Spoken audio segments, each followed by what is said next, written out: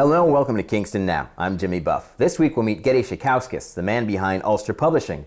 We'll find out if Joe Beez really does make the best sandwich in Kingston, and we'll start with Michael Iapoce, who was named Commissioner of Ulster County Services just about a year ago, right, Michael? That's correct, Jimmy. Well, congratulations on finishing up that first year. Yes, it's gone very smoothly. A bit of a whirlwind, too? A little bit, you know, but I was familiar with all of our operations, so it's been a very comfortable fit for me. And that's because you've worked for social services for almost 20 years. Yes, I'm coming up on my 20th anniversary with the Department of Social Services, and I'm extremely comfortable and familiar with all our operations, so I've really enjoyed this past year because it gave me an opportunity to work more closely with some of the other units that I had not had as much experience in. Now, you started at social services pretty much out of law school?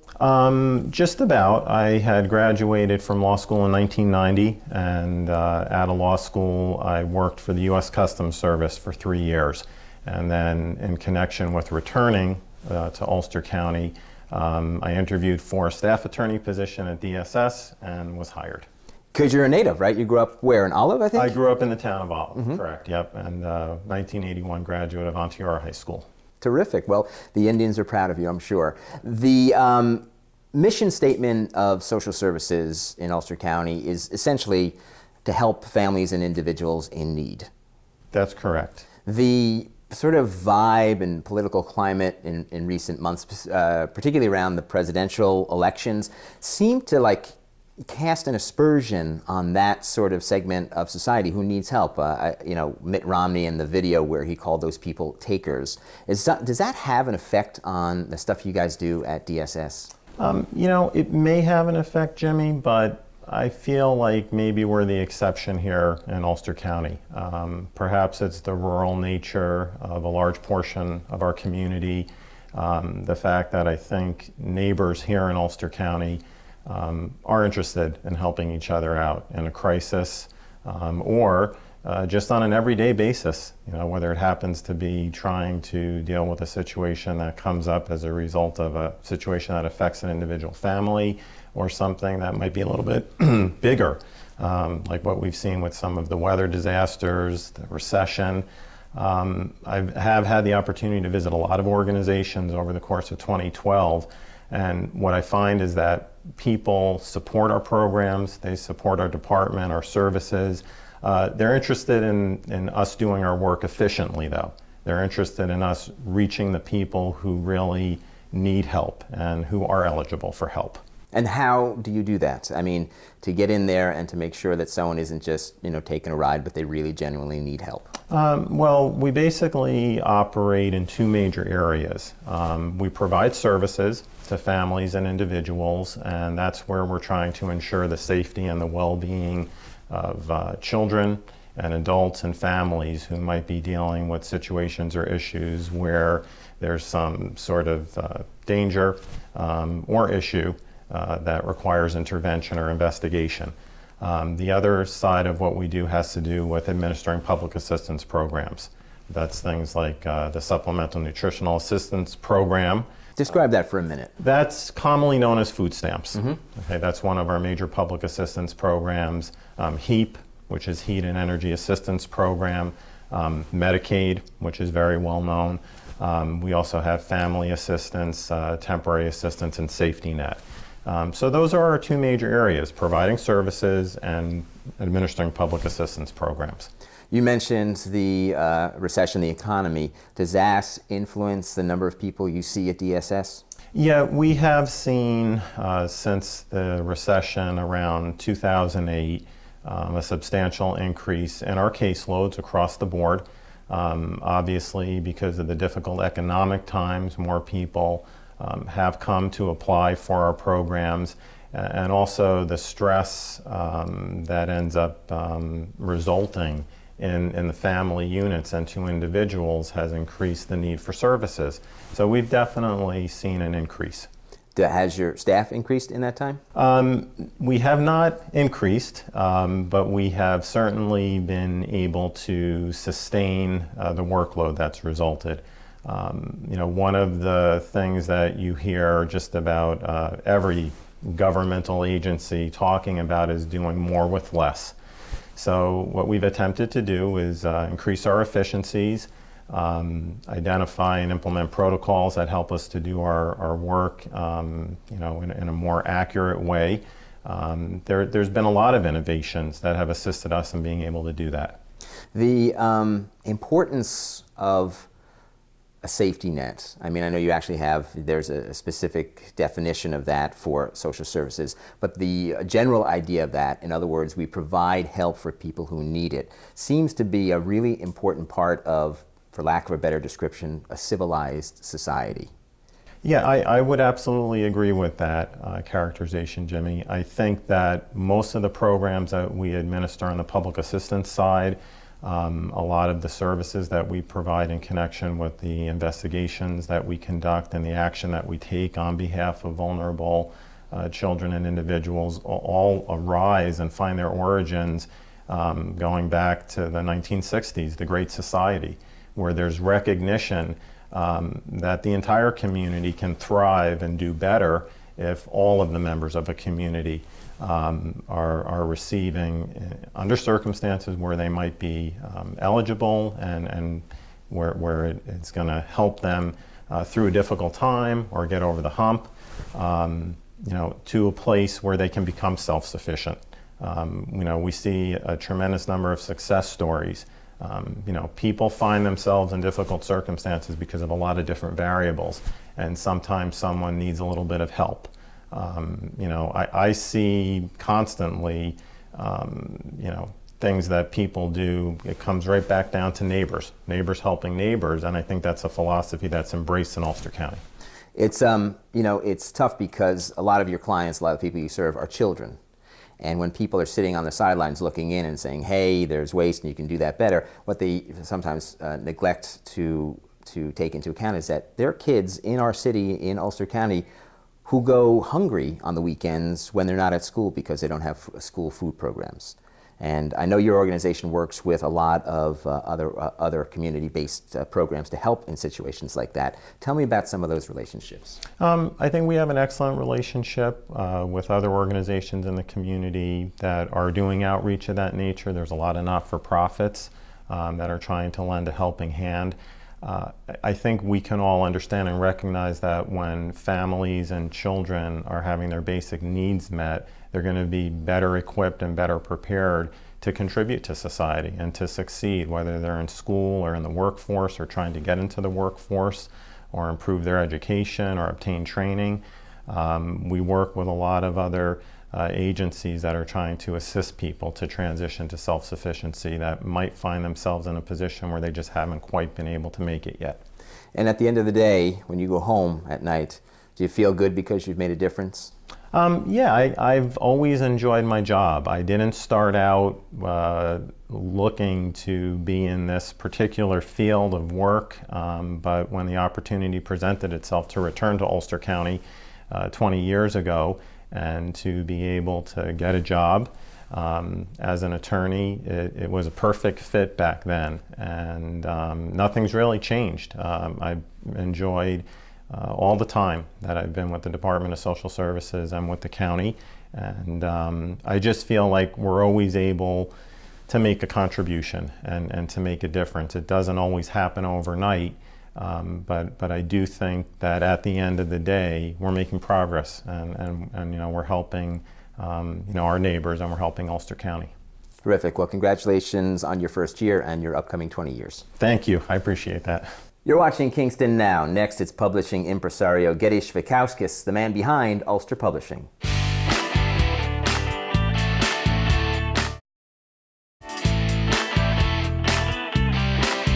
Welcome back to Kingston Now. Joining us now is Geddy Sveikauskas, the owner of Ulster Publishing, who print the Kingston Times, the New Paltz Times, the Saugerties Times, the Hudson Valley Times, and the Almanac Weekly, and the one that started it all, the Woodstock Times. How did I do on the name, Geddy? You did great. I'm really impressed. I've been practicing. When the pressure is on, you get yourself together.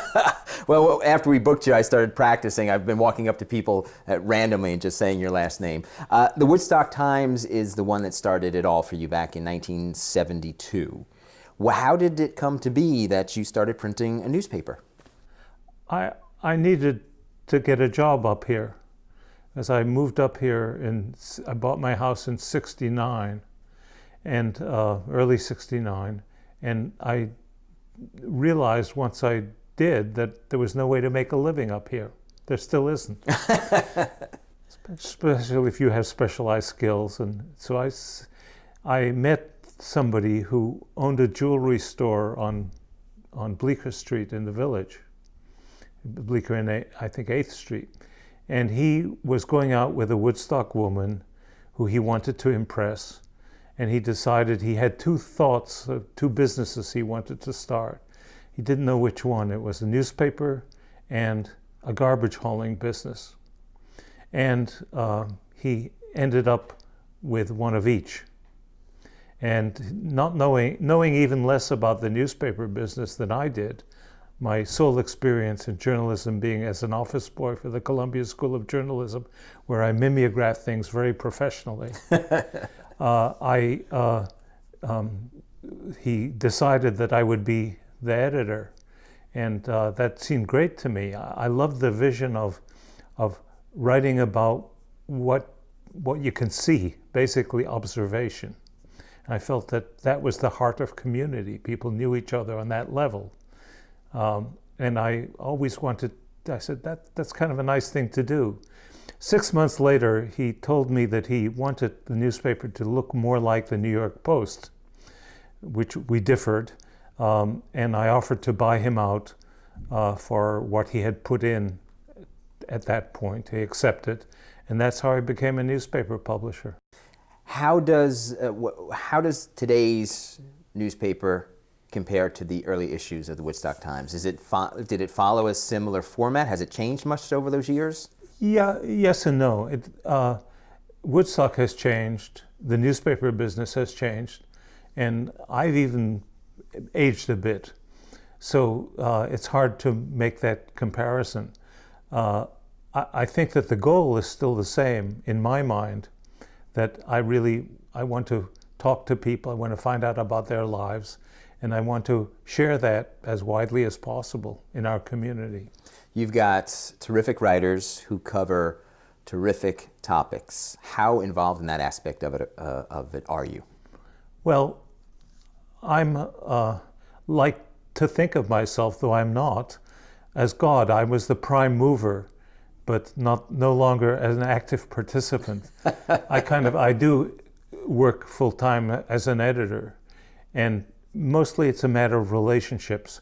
In a small business like mine, there are different departments, different perspectives, different ages, different interests, and my job is to keep everyone happy and communicating with each other.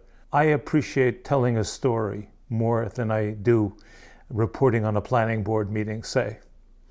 And I feel that that if you report honestly on what people's lives are like, simply observing them and participating with them in the human condition, you do the job.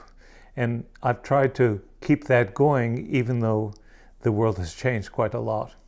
The world is changing a lot in a lot of ways. Print media seems to be particularly struggling with that change. For instance, I know that you guys have some of your content online, but not all of it. Is that correct? That's correct. And part of that is so that people are encouraged to buy the print product. At some time, it may not be that way, but that's the way it is right now. And it's very interesting to see how the web reports differently, the different periodicity of it, the different style, the difference between a screen and a piece of pulp paper. The challenge too for online is that there is a strong push to get stuff out as fast as you can. It seems like newspapering back in the old day, you had a chance to breathe a little bit, to check the facts a little bit more, to let the story develop a little bit, but now there's this mad rush to get stuff out, maybe not so much with your publications, but with media on a national level. Right, well, there is quite a difference so far in what's happening between weekly and daily newspapers. Daily newspapers almost universally have lost circulation, lost a significant amount of their advertising base in print. and have tried to compensate for that by increasing digital, but it's a long slog. For us weeklies, our circulation has not changed. It has not diminished. The part of the business we've lost the most, oddly enough, is classified advertising, where Craigslist and stuff like that has taken over. But we're struggling to try to find some way in which we can get revenues from that end of the business at the same cost structure we have now. I've always loved your classifieds. When I moved up here 20 years ago, someone knew someone who knew someone at Ulster Publishing, and they got me a look at the real estate listings the day before they came out on a Thursday. And I was able to find a great apartment as a result. But right now you can't do that. You can go to, you need to go to Craig's often enough so you see new listings, and that's it. And that's the way it's changed. So the question for somebody in any business is how to adapt to new circumstances intelligently. So I believe that you start with your goals and your way of doing business, and you try to apply it. Like I think we're talking about how it's important to advance stories daily rather than weekly. One of my great pleasures is still picking up the physical edition of the Woodstock Times and sitting down to lunch at Catskill Mountain Pizza and reading while I eat my lunch. So like myself, you've aged, you've displayed your age. Indeed. I grew up with newspapers, and I hope the physical editions are around for a long time. We'll see. Thanks for being here today. Sure. This is Kingston Now. Next, we head down Broadway to Joe Beez for the best sandwiches in Kingston. At least they say so. We'll find out.